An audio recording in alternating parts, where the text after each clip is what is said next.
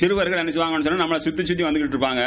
நம்ம என்ன விரும்புறோமோ அது கிடைக்கும் அங்க. அதாவது அந்த நம்ம இந்த கனி தான் விரும்பணும், எந்த கனி நம்மளுக்கு வேணுமோ அந்த கனிகள் நம்மளுக்கு கிடைக்கும். அப்ப கிடைக்குது அங்க. நம்ம யாரையும் அதாவது கையெல்லாம் எட்டாம இருக்குமோ அதெல்லாம் கிடையாது. எட்டக்கூடிய அளவுக்கு தான் என்ன அல்லாஹ் சுப்ஹானஹு வ தஆலா அங்க அந்த கனிகளை வச்சிருக்கான்னு சொல்லி என்ன அல்லாஹ் திருமறை சொல்லி காட்டுறான். அதே மாதிரி நீங்க பாத்தீங்கன்னு சொன்னீங்கன்னா அங்க வந்து சரி அப்படி வெயில் என்ன செய்யாது அங்க இருக்காதான். அதாவது வெயிலும் இருக்காது அல்லாஹ் சொல்லி காட்டுறான். வெயில் அங்க இருக்காது. அதே மாதிரி பசியும் இருக்காது அல்லாஹ் சொல்லி காட்டுறான். அதே மாதிரி தாகம் என்ன செய்யாது இருக்காது. அது இப்படி எல்லாம் சொல்லி காட்டுறான். அதாவது வெயில் அங்க இருக்காது, அவன் தாகம் நம்மளுக்கு இருக்காது, பசி நம்மளுக்கு இருக்காது, எதுவுமே என்ன செய்யாது இருக்காது. அந்த அளவுக்கு உண்டான வாழ்க்கை நம்மளுக்கு எதுவுமே தெரியாது. அந்த மாதிரியான ஒரு வாழ்க்கை என்ன செய்யலாம் அல்லாஹ் ஜல்ல ஷானஹு வ தஆலா சொர்க்க வாழ்க்கையை பத்தி என்ன செய்யலாம் அல்லாஹ் திருமறை குர்ஆன் இன்னும் நிறைய வசனங்கள் அல்லாஹ் என்ன செய்யறான் இந்த சொர்க்கத்தினுடைய இன்பங்கள் அதாவது படிச்சு பார்த்தோம்னு சொன்னா நம்முடைய ஏக்கங்கள்லாம் என்ன செய்யும். அதாவது இந்த உலகம் ஒரு அற்பமான ஒரு வாழ்க்கைன்னு நம்ம தூர அதாவது விட்டுட்டு ஓடக்கூடிய அளவுக்கு அந்த மாதிரியான ஒரு வர்ணனை என்ன செய்யறான் அல்லாஹ் ஜல்ல ஷானஹு வ தஆலா திருமறை குர்ஆன்ல சொல்லி காட்டுறான். அப்படிப்பட்ட ஒரு வாழ்க்கை என்ன செய்யறான் அல்லாஹ் வந்து நம்மளுக்கு வச்சிருக்கான். யாருக்கு இது? இந்த உலகத்தில் யாரு அவனை வந்து நம்பி அதாவது அவனை ஏற்றுக்கொண்டு இந்த உலகத்தில் அவனுக்காண்டி மட்டும் யார் அமல் செய்கிறார்களோ, அவனுடைய திருப்பொருத்தத்தை மட்டும் நம்பி யார் அமல் செய்கிறார்களோ அத்தகைய ஒரு முத்தகீன்களுக்கு என்ன செய்யறான் அல்லாஹ் ஜல்ல ஷானஹு வ தஆலா இப்படிப்பட்ட ஒரு மிகப்பெரிய ஒரு வாழ்க்கை என்ன செய்யறான் அல்லாஹ் அமைச்சு வச்சிருக்கான். அப்ப இவங்க எல்லாம் இல்லன்னா அதாவது யார் வந்து இந்த உலகத்தில் வந்து தாண்டுடித்தனமாக யார் வந்து அல்லாஹ் அவனுடைய திருமறை அதாவது அவனால் அனுப்பப்பட்ட அதாவது நபிகள் நாயகம் ஸல்லல்லாஹு அலைஹி வஸல்லம் அவருடைய வாழ்க்கையும் ஏற்றுக்கொள்ளாம இருக்காங்களா இல்லையா, இவர்களுக்கு அல்லாஹ் என்ன செய்யறான் அதாவது எப்படி முத்தகீன்களுக்கு வந்து ஒரு சிறப்பான வாழ்க்கையை அல்லாஹ் அமைச்சு கொடுத்திருக்கானோ இதே போல அல்லாஹ்வை யார் ஏற்றுக்கொள்ளவில்லையோ அவங்களுக்கு அல்லாஹ் என்ன செய்யறான் ஒரு மிக மோசமான ஒரு வாழ்க்கை என்ன செய்யறான்னு அல்லாஹ் வச்சிருக்கான். அது என்ன வாழ்க்கை?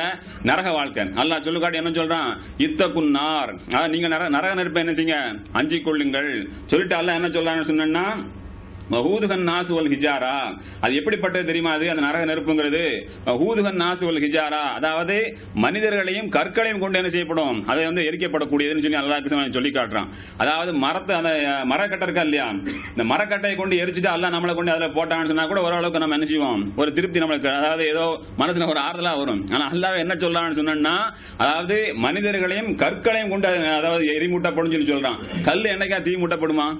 கல் மூட்ட முடியுமா? கல்லு அப்ப அந்த அளவுக்கு அதாவது பயங்கரமான ஒரு நெருப்பு. அதாவது கல் வந்து தீ பிடிச்சி எரியுன்னு சொன்னா அப்ப அந்த எப்படிப்பட்ட ஒரு பயங்கரமா இருக்கும் அந்த நெருப்பு.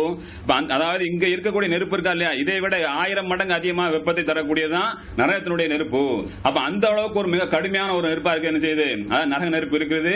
அது யார் அங்க விறகு கட்ட நம்மளை போன்ற யார் வந்து அல்லாஹ்வை அடிமணி அதாவது வணங்க மறுக்கிறார்களோ, யார் அல்லாஹ்வை ஏற்றுக்கொள்ள மறுக்கிறார்களோ, யார் அல்லாஹ்வுடைய கட்டளை வந்து ஏற்றுக்கொள்ள மறுக்கிறார்களோ, யார் இந்த உலகத்தில் தாந்தோடித்தனமாக வாழ்க்கை நடத்தி கொண்டிருக்கிறார்களோ அவர்களுக்காக என்ன செய்யறான் அல்லாஹ் சுப்ஹானஹு வ தஆலா இவ்வளவு ஒரு கடுமையான ஒரு வேதனை உண்ட வாழ்க்கை என்ன செய்யறான் அல்லாஹ் தயார்படுத்தி வச்சிருக்கான். அதுதான் என்ன செய்யறாங்க அதாவது நரக வாழ்க்கைங்கிறது. அங்க என்ன செய்வாங்க அவங்களுக்கு பசி இருக்கும். பசி இருந்தா என்ன செய்வாங்க அங்க அதாவது அந்த நரகத்தை தீயில் ஒண்ணி போட்டாங்கன்னா எப்படி இருக்கும்? கடுமையா பசி இருக்கும், கடுமையா தாகம் இருக்கும். அப்ப தாய்க்கும் போது அவங்களுக்கு என்ன செய்வாங்கன்னு சொன்னா கொதிக்கும் நீர் இருக்கா இல்லையா அதைத்தான் அல்லாஹ் கொடுப்பான். தாய்க்கும் போது என்ன செய்வான் ஒரு குளிர்ந்த தண்ணியை கொடுப்பானாங்க அது கிடையாது. அப்ப தாய்க்கும் போது அந்த அளவுக்கு வேகத்தில் நம்ம இருப்போம், அந்த அளவுக்கு ஒரு கொடுமையான ஒரு நரகத்தை என்ன செய்வோம் வெந்து கொண்டு இருப்போம். அந்த நேரத்தில் என்ன செய்வோம் அல்லாஹ் அதாவது அவங்க தாகம் கடுமையா இருந்துச்சுன்னு சொன்னா அவங்களுக்கு எது அங்க கொடுக்கப்படுமா அதாவது கொதிக்கக்கூடிய நீர் கொடுக்கப்படும். அதை முழுங்க முடியுமா கொதிக்கக்கூடிய நீரை? அப்ப அதாவது இருக்கிறதுலே வேகம் அதாவது எரியிற வெண்ணையில எரியிற புண்ணுல அதாவது எண்ணெய் ஊத்துனா எப்படி இருக்கும் அந்த மாதிரியா உள்ளக்கூடிய ஏற்கனவே வந்து செத்துக்கிட்டு இருக்கிறோம். அப்ப இதுல வேற அதாவது குடிக்கிறது தண்ணி காட்டணும்னு சொன்னா அதாவது அங்க என்ன செய்வான் அதாவது அந்த கொதிக்கக்கூடிய நீரை தான் கொடுப்பான். சரி பசி எடுக்குது நம்மளுக்கு பசி கடுமையா இருக்கும். அப்ப அந்த உணவு கிடைக்குமா இல்லையா? அப்ப அங்க பல வகையான சுவையான உணவு அங்க கூடி கொடுப்பான் கிடையாது. முட்செடிகளை நாம என்ன செய்வோம் அங்க கொடுப்போம். சீல் இருக்கா இல்லையா அதாவது சலம் வந்தா அந்த சீல் வடிமா இல்லையா புண்ணு எதே வந்துச்சுன்னு சொன்னா அதை வடிக்கூடிய சலம் எவ்வளவு அருவருப்பானது. இதுதான் அங்க உணவு அங்க நரகத்துல. அப்ப முட்செடி நம்ம முழுங்க முடியுமா? அதாவது ஒரு அவர் மரக்கட்டை நாம என்ன கடிச்சிடலாம். முள் எப்படி இருக்கும் அது மேற்கொள்ளே முள்ளே குத்தக்கூடிய அளவுக்கு இருக்கும். அப்ப அதை நம்ம கடிச்சு திங்கணும்னு சொன்னா எப்படி திங்க முடியும்? அது முழுங்காம முடியுமானா முழுங்கவும் முடியாது. அப்ப அந்த மாதிரியான ஒரு வாழ்க்கை எந்த வாழ்க்கை? நரக வாழ்க்கை. அதாவது அவங்க பசி இருக்குன்னு சொல்லி உணவு கேட்டாங்கன்னு சொன்னா அவர்களுக்கு முட்செடியை தவிர வேற எதுவுமே என்ன செய்யாது அவங்களுக்கு கிடைக்காதுன்னு சொல்லி அல்லாஹ் ஜல்ல சொல்லி காட்டுறான். சரி அப்படியே அந்த நரகத்துல நாம வெந்து சாகும் போது நாம என்ன செய்வோம் ஒரு நேரம் நாம செத்துருவோம். அப்ப அதுக்கடுத்து வாழ்க்கை இருக்கான்னு சொன்னா அல்லாஹ் என்ன சொல்றான் அவர்கள் அங்கே சாவவும் மாட்டார்கள் வாழவும் மாட்டார்கள். அல்லாஹ் சொல்லி காட்டுறான் அழகா சொல்லி காட்டுறான். என்ன சொல்லி காட்டுறான் அங்க வந்து அவர்களுக்கு என்ன செய்யாது வாழவும் கிடையாது அங்க சாவும் கிடையாது. நல்லா அழகா அப்படி சொல்லி காட்டுறான். அதாவது செத்துருவோம்னா சாவும் முடியாது. சரி அப்படியே வாழ்ந்துருவோம்னா அங்க வாழவும் முடியாது. வாழ்வான் சாவும் அந்த அளவுக்கு அளவுக்கு ஒரு கொடுமையான ஒரு வாழ்க்கை. அப்ப தோல் அல்லாஹ் இன்னொரு வசனத்துல அல்லாஹ் சொல்லி காட்டுறான், அதாவது இந்த வேதனை உணரக்கூடிய அம்சமான எது உணரும்னு சொன்னா தோல் தான் உணரும் இல்லையா. அதாவது நம்ம அந்த ஆபரேஷன் பண்ணும்போது என்ன செய்வாங்க, அவங்க ஒரு இன்ஜெக்ஷன் போடுவாங்க இல்லையா, அந்த இன்ஜெக்ஷன் எதுக்காண்டி போடுறாங்க, இந்த தோலுடைய அந்த வலியை என்ன செய்யும், அதை வந்து கட்டுப்படுத்திக்கிடும். அப்படி அந்த மாதிரி தோலுக்கு தான் என்ன செய்யும், வலியை வந்து உணரக்கூடிய சக்தி இருக்குது. அப்ப இதை என்ன செய்யலாம், அல்லாஹ் சொல்லி காட்டும்போது சொல்லி காட்டுறான், அவர்கள் தோள்கள் கருவும் போதெல்லாம் நாம் என்ன செய்வோம், வேறு தோள்களை அவளை மாற்றிக்கொண்டே இருப்போம் சொல்லி அல்லாஹ் ஜல்ல ஷானஹு திருமண காலம் சொல்லி காட்டுறான். அப்ப இந்த மாதிரி அதாவது வேதனை நாம் என்ன செய்வோம், வேதனை கடுமையா இருக்குது, சரி ஒரு அரை மணி நேரம் கடுத்து நம்ம செத்துருவோம், இதோட நம்ம வாழ்க்கை முடிஞ்சு வச்சு நம்ம நினைப்போமா, அங்க அப்படி இருக்க முடியுமான்னு சொன்னா இருக்க முடியாது. அப்ப அந்த அதாவது அப்படி நம்ம செத்தா கூட அந்த மாதிரி நம்மளுடைய தோள்கள்லாம் கரிஞ்சு நம்முடைய வேதனையை அனுபவிக்க முடியாம இருந்தா கூட அல்லாஹ் ஜல்ல ஷானஹு என்ன செய்வான், வேறு ஒரு தோலை போட்டு அங்க என்ன செய்வான், புதிதாக வேதனை அனுபவிக்க செய்வான். அப்ப இந்த மாதிரியான ஒரு கொடுமையான ஒரு வாழ்க்கை எந்த வாழ்க்கைன்னு சொன்னா நரக வாழ்க்கை இது. அப்ப இந்த மாதிரியான ஒரு அதாவது அல்லாஹ் என்ன சொல்லி காட்டுறான்னு சொன்னா, இந்த உலகத்தில் நாம் வந்து அழகான முறையில் அல்லாஹ்வை நாம் வணங்கி வாழ்வோம் என்று சொன்னால் அங்கே ஒரு மிகப்பெரிய ஒரு அழகான ஒரு வாழ்க்கை இருக்கிறது. யார் வந்து இந்த உலகத்தில் தாந்தோடித்தனமாக வாழ்கிறார்களோ அவர்களுக்கு மிக கொடுமையான ஒரு வாழ்க்கை இருக்கிறது அல்லாஹ் ஜல்ல ஷானஹு தஆலா நம்மளை எச்சரிக்கிறான். அப்ப இந்த ரெண்டு விஷயத்துல அதாவது ஒண்ணு அந்த வாழ்க்கையை நம்ம அடைவதற்கு, அதாவது இன்பகரமான அந்த வாழ்க்கை இருக்கா இல்லையா, நிரந்தரமான அந்த இன்பகரமான வாழ்க்கையை அனுபவிக்க நாம் என்ன செய்யணும், அதிகமான ஆசை கொள்ளணும். அப்ப இந்த மாதிரியான அந்த கொடுமையான வாழ்க்கை இருக்கா இல்லையா, அதாவது மிக மோசமான மிக இன்னலான ஒரு வாழ்க்கை இருக்கா இல்லையா, இந்த வாழ்க்கையை நாம வந்து என்ன செய்யணும், அதாவது இந்த வாழ்க்கையை விட்டு நாம ஒதுங்குறதுக்கு நாம என்ன செய்யணும், முயற்சி செய்யணும். அப்ப இந்த ரெண்டு அம்சங்களுமே ஒரு மூமின்கிட்ட இருக்கக்கூடிய ஒரு பண்பு தான் இல்லையா.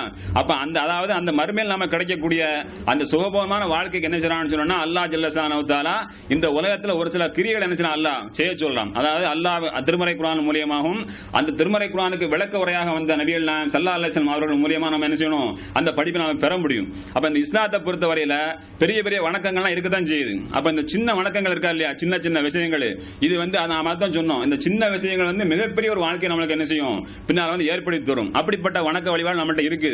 ஆனா நாம என்ன செய்யறோம், இதெல்லாம் கண்டுகொள்றது கிடையாது. ஏன் கண்டுகொள்றது கிடையாது, இதெல்லாம் ஒரு சின்ன காரியம் நம்ம என்ன செய்யறோம், ஒதுங்கி இது சின்ன காரியம் இது மாத்திரம் கிடையாது, எல்லா காரியங்களும் நம்ம அப்படித்தான் செஞ்சுக்கிட்டு இருக்கோம். அலட்சிய போக்கு நம்மகிட்ட இருக்குது. அதை நபிகள் ஸல்லல்லாஹு அலைஹி வஸல்லம் என்ன சொல்றாங்கன்னு சொன்னா, அந்த சின்ன காரியம் இருக்கா இல்லையா, எந்த அளவுக்கு சொல்றாங்க நபி ஸல்லல்லாஹு அலைஹி வஸல்லம், அதாவது உன்னுடைய சகோதரனை நீ வந்து பார்க்கும்போது வந்து இந்த புன் சிரிவல் சிரிக்கிறமா இல்லையா, ஒரு புன்முறுவல் பூக்கமா இல்லையா, இதை கூட நீ அற்பமாக எண்ணி விடாதே அப்படின்னு நபிகள் ஸல்லல்லாஹு அலைஹி வஸல்லம் சொல்லி காட்டுறாங்க. சில பேர் வந்து பேசுறதுக்கே பைசா கேட்பான், நீ வாங்க அஸ்ஸலாமு அலைக்கும் சொன்னா கூட அவன் என்ன செய்யணும், 10 ரூபா கொடுத்து சொல்ல வேண்டி இருக்கும். அந்த மாதிரியான ஆட்கள் நம்மகிட்ட இருக்கத்தான் செய்யறாங்க. அதை பார்க்கணும்னா கௌரவமான ஆட்கள் இருக்காங்க. அந்த சலான் சொல்றது இருக்கா இல்லையா, இது வந்து நம்மளை வந்து ஒரு மனிதன் அந்த நம்மளுடைய உள்ள பெருமை என்ன செய்யும், தாழ்த்தக்கூடிய ஒரு நிலைமை தான் சலான் சொல்லக்கூடிய பழக்கம். பார்க்கும்போது நம்ம அஸ்ஸலாமு அலைக்கும் சொல்லி யார் சலாத்தில் முந்திக் கொண்டார்களோ அவர் பெருமை விட்டு நீங்க ஒரு ஆவரன் சொல்றாங்க இல்லையா. அப்ப அந்த பெருமையை விட்டு நீங்கக்கூடிய ஒரு வார்த்தை என்ன வார்த்தை, அஸ்ஸலாமு அலைக்கும் சொல்லக்கூடிய வார்த்தை. இதை கூட நம்ம ஆளுக்கு என்ன செய்ய மாட்டாங்க, சொல்ல மாட்டாங்க. அவன் சொல்லட்டுமே, நம்ம ஒரு பெரிய ஆள், நம்ம ஒரு அப்படி அவனுக்கு ஒரு எண்ணம், அப்படி அந்த கர்வம் வருதா இல்லையா. இந்த கர்வத்தை பார்க்கக்கூடிய எந்த வார்த்தைன்னு சொன்னா அஸ்ஸலாமு அலைக்கும் யாரு முந்திட்டாங்களோ அவங்க யாரு, அந்த கர்வம் இல்லாத ஆட்கள். அப்ப இதை கூட சொல்றதுக்கு என்ன செய்வாங்க, நம்ம ஆட்கள் பைசா கேட்கக்கூடிய ஆட்கள் இருக்காங்க. அப்ப அடுத்த நிமிஷம் சொல்றாங்க புன்முறுவல் பூக்கக்கூடிய விஷயம், வாங்க அப்படி ஒரு புன்முறுவல் பூக்குறோம் இல்லையா, புன்சிரிப்பு, இதை கூட நீங்க என்ன செய்யாங்க, அற்பமா எண்ணி விடாதீர்கள், என்னத்தை போட்டு இவன் போட்டு சிரிக்க அப்படின்னு சொல்லி நம்ம எண்ணி விடாதான். அப்ப இதை கூட நீங்க என்ன செய்யாங்க, இதுல நிறைய நன்மை இருக்கு. அப்படி இல்லன்னு சொல்லுவாங்க. அப்படி அப்ப நபிஸ்லாம் எதுக்கு சொல்றாங்கன்னு சொன்னா இதுல நிறைய நன்மை இருக்குது. அப்ப இந்த மாதிரியான ஒரு புன்முறுவல் பூக்குவதை கூட நீங்க என்ன செய்யாங்க, எளிதாக எண்ணி விடாதீர்கள் நபிஸ்லாம் சொல்றாங்க. அதே மாதிரி நீங்க பாத்தீங்கன்னா அதாவது நம்முடைய மனைவி இருக்காங்களா இல்லையா, நம்ம மனைவி நம்ம எதுக்கு வச்சிருக்கோம்னு சொன்னா அடிக்கிறது தான் நம்ம வச்சிருக்கோம், 4 வார்த்தை திட்டுறது தான் நம்ம நம்ம மனைவி வச்சிருக்கோம். எந்த அளவுக்கு நம்ம இஸ்லாம் வந்து கண்ணியப்படுத்த சொல்லுதோ அந்த கண்ணியம் நம்மள்ட்ட கிடையாது. இப்ப அந்த தலைப்பு இல்லாது. அதனால என்ன செய்வோம், நம்ம வந்து அதாவது நம்ம மனைவிட்டு நாம எப்படி நடந்துக்கணும்னு சொன்னா ரொம்ப அழகாக மெதுவா நம்ம நடக்கணும்.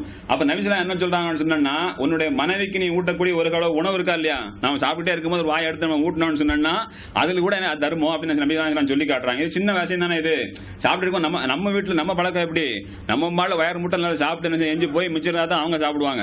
ஆனா இஸ்லாம் என்ன சொல்லி நபிகள் ஸல்லல்லாஹு அலைஹி வஸல்லம் 2 பேரும் சாப்பிடுங்க, அப்ப சாப்பிடும்போது என்ன செய்யுங்க, நீங்க ஒரு களவாய் உணவு எடுத்து நீங்க அவளுக்கு கொடுக்குறீங்களா இல்லையா, இது கூட தர்மம் நபிகள் ஸல்லல்லாஹு அலைஹி வஸல்லம் சொல்லி காட்டுறாங்க. அதே மாதிரி நம்ம ரோட்ல போய்கிட்டு இருப்போம், தொல்லை தரக்கூடிய பொருட்கள் இருக்கா இல்லையா, இதை நாம நவட்டி போட்டோம்னு சொன்னா இது நம்மளுக்கு தர்மம். நம்ம ரோட்ல போய்கிட்டே இருப்போம், வாழைப்பழத்தோடி அங்க என்ன செய்யும், இந்த அதான் நம்ம ஆளுக்கு என்ன செய்வோம், திருண்டு அப்படி ஸ்டைலா வீசி எறிய நம்மளுடைய பழக்கம், அதை எடுத்து குப்பையில போடணுமே அப்படிங்கிறலாம் என்ன செய்யும், நம்மள்ட்ட அந்த பழக்கம் நம்ம ஆட்கிட்ட மேக்சிமம் கிடையாது. கிடையாது. அப்ப அவன் என்ன செய்வான்னு சொன்னா தின்னுட்டு என்ன செய்வான், வாழைப்பழத்தொடி ரோட்ல போட்டு போவான். அது யாரா ஒரு வயசான ஆள் வந்தாங்கன்னு வச்சுக்கிடுங்க, அதை மீச்சாங்கன்னா அவங்க என்ன செய்வாங்க, பிட்டி ஒடிஞ்சு போவோம் இல்லையா? இது நம்ம ஊர்ல நிறைய தடவை பார்த்திருக்கோம். நம்மளே போகும்போது யதார்த்தமா வேகமா போயிட்டு இருக்கோம், மீச்சிட்டோம்னு வச்சுக்கிடுங்க, சரிக்கு நம்ம கீழே விடக்கூடிய சூழ்நிலை ஏற்படும். அப்ப இது தொல்லை தரக்கூடிய பொருளா இல்லையா? இந்த மாதிரி அதை கற்களோ அதை காலில் நம்ம வேகமா போயிட்டு இருக்கும்போது கல்லு குத்திச்சுன்னா என்ன ஆகும், ஒரு ஆணி எங்கே கிடக்குது, ஒரு கண்ணாடி கிடக்குது, இந்த மாதிரியான தொல்லை தரக்கூடிய பொருள்கள் வந்துச்சுன்னு வச்சுக்கிடுங்க, இதை எடுத்து நாம நகட்டி போட்டோம்னு சொன்னோம்னா நம்மளுக்கு என்ன செய்யாது, அது தர்மம் நவியல் நாசனம் சொல்றாங்க.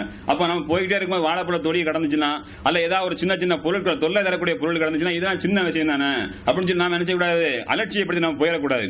அப்ப இது எவ்வளவு பெரிய நன்மை நம்ம